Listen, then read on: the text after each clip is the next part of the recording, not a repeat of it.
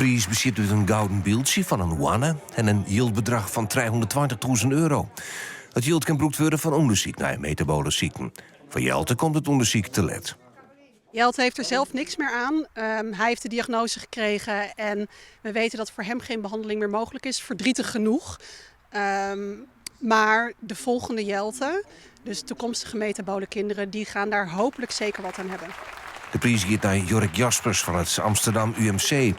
Hij wil in een betijdstadium de hersenvorm van de metabole ziekte bleerstellen kennen. We gaan een project financieren die het mogelijk maakt om te voorspellen of een bepaalde hersenziekte optreedt bij adrenoleukodystrophy-patiënten. En dat is belangrijk, want als we in een vroeg stadium weten welke patiënten die hersenziekte krijgen, dan kunnen we een behandeling starten voordat er hersenschade optreedt. Jelte mocht de award op zijn jiddy uitrekken. Het is ditmaal wel de laatste keer dat hij in de schijnwerper stiert. Hij gaat met pensioen. Hij wordt nu 5. Dat zijn 60 vermaanddagen. Wij vieren zelf ook altijd zijn vermaanddag.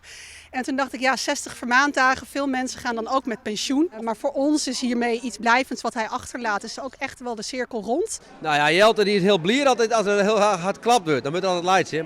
Maar de andere kant is ook dat er wel een heel groot net meer kind.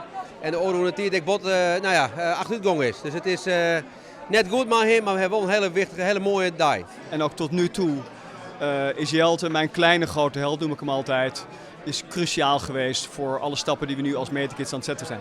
Toen Jelte net 2 was, toen hadden we nooit gedacht dat hij 5 zou worden. En nou staan we hier gewoon voor zijn 5e verjaardag en viert hij het met ons mee. Dat is echt fantastisch.